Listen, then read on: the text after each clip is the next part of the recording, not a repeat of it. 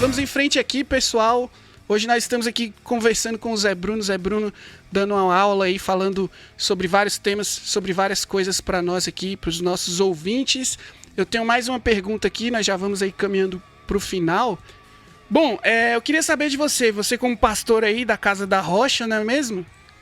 Como que você enxerga, o que você tem sentido aí desse atual momento da igreja brasileira? Isso é uma coisa que a gente fala muito aqui também.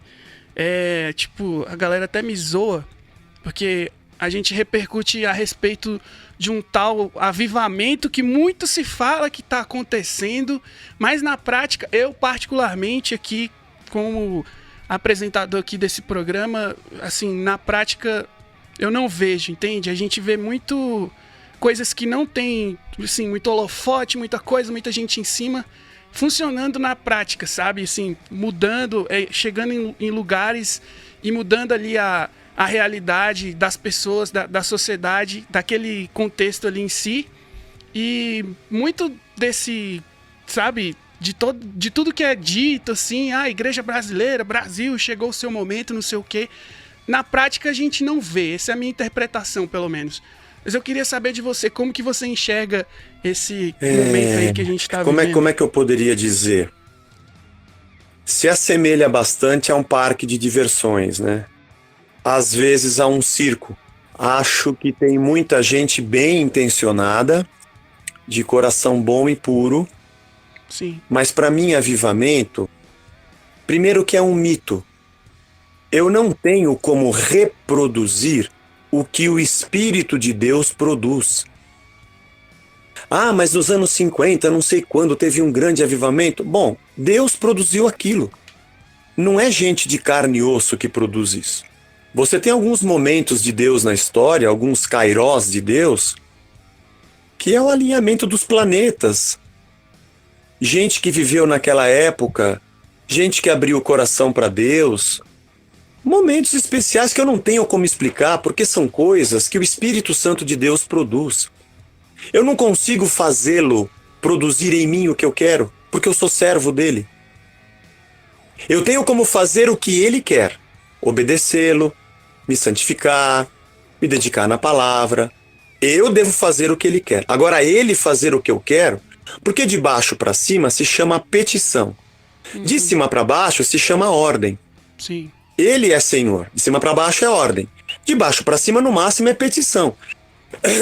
Mas eu não consigo mudar Deus ou fazê-lo produzir o que eu quero. E por que em algum lugar, por alguma questão que vem de Deus e não nossa, alguma igreja, um pastor, um grupo musical, algo especial aconteceu, ao invés de nós olharmos e dizermos Deus fez algo ali, a gente olha e diz, aquelas pessoas fizeram algo ali. Aí eu pego aquele movimento que é do Espírito e que é inexplicável e invisível, e eu quero enquadrá-lo em fórmulas humanas. Eu vou cantar aquele tipo de música, eu vou usar a roupa igual daquele pastor, fazer um palco parecido com o dele, replicar as mensagens dele, cantar músicas parecidas, pôr a luz igual, e aí eu vou reproduzir aquele mesmo ambiente e Deus vai agir. Mas é porque a igreja brasileira, ela é muito veterotestamentária, mas da pior maneira.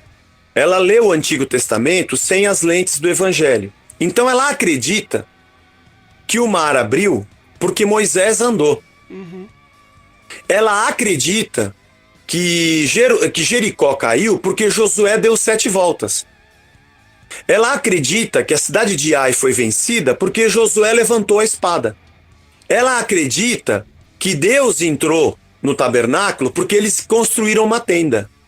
Elas acham que o movimento humano veio primeiro e aí Deus veio e completou. Sim. É uma leitura míope. Porque antes de Moisés ir para frente do mar, foi Deus que mandou ele para lá. Podia ser Moisés, podia ser qualquer outro, podia ser um cajado, podia ser um palito de dente. Deus ia abrir o mar, ponto final. Não depende de Moisés. Deus derrubou as muralhas pelo seu poder. Porque se fosse uma formulinha, ele diria, Josué, sai dando 7 voltas em tudo agora que vai cair. Não foi. A experiência das voltas foi para Josué, não para o povo, nem para Deus. Foi uma experiência de fé para ele. Nós queremos reproduzir fórmulas, achando que Deus desce e baixa como se fosse um santo no terreiro quando eu faço aquela fórmula. Então é uma leitura míope do Antigo Testamento, não compreensão de que as obras são do Espírito e o fruto é do Espírito e o dom é do Espírito, de que nós somos servos e é Ele que produz, e eu não posso reproduzir o que só Ele produz. E aí, por causa de emoções e eventos e sentimentos que a gente sente e arrepios, chamamos isso de avivamento. Mas eu entendo que tem muita gente sincera, que ama a Deus, que está orando. Então eu não critico. Me falaram sobre o Descende, eu não critiquei publicamente. Eu falei, amém, gente, deixa a galera lá. Eu também já participei de eventos, eu também já toquei em estádios, e na minha cabeça achava que o Brasil estava se convertendo, e o Brasil estava na mesma porcaria. Eu estava fechado dentro de um aquário, achando que aquilo era o mundo. Só que para fora das portas daquele estádio, quem estava fazendo aquele grande evento, chorando, caindo no chão, tinha assalto, tinha morte, tinha estupro, tinha desvio de verba do governo, entendeu? E tinha evangélicos no meio disso. Então, sim, eu não me preocupo hoje em produzir avivamento. E acho que a igreja não tem que se preocupar, isso é território de Deus, isso é assunto dele. Nós temos que cumprir o seu mandato. Nós temos que ser igreja verdadeira em torno do evangelho.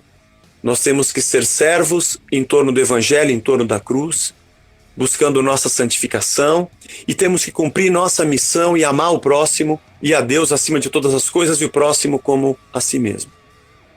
E eu acho que, cumprindo a nossa parte, nós vamos demonstrar para o mundo que o rei chegou e é chegado o reino dos céus. E vamos ganhar gente para Cristo. Talvez a gente possa influenciar positivamente pessoas, talvez possamos influenciar positivamente governos, talvez possamos dar exemplos positivos para a sociedade, talvez ela nos ouça, talvez não, mas nós temos uma voz, nós temos uma diretriz, nós temos uma maneira de viver, nós temos um ethos cristão, nós temos um evangelho. A transformação que a gente propõe é de dentro para fora, porque somos templos da sua presença, ele habita dentro de nós. É por isso que eu não acredito que o sistema capitalista ou socialista vai resolver o Brasil, porque a mudança do ser humano não é de fora para dentro, não é sistêmica, externa, ela é ontológica, ela é interna. São pessoas transformadas que criam sistemas justos. Sistemas humanos no meio do pecado são injustos por natureza. Mas aí você vê cristãos que estão abraçando ideologias, seja qualquer uma das duas, abraçando outros messias, seja qualquer um dos dois, e se esquecendo de que isso não traz solução para o ser humano. A palavra que resume a solução da raça humana é a palavra redenção. É a transformação interior do homem. E o grande avivamento é a encarnação do verbo em cada um de nós, nos dando nova vida. Porque avivamento só tem um, é a vida de Deus em nós. Ele é a nossa vida. Então nos preocupamos muito com manifestações externas e muito pouco com as internas. Talvez por isso a gente tenha eventos tão bonitos, mas testemunhos individuais tão ruins. Eu penso nisso.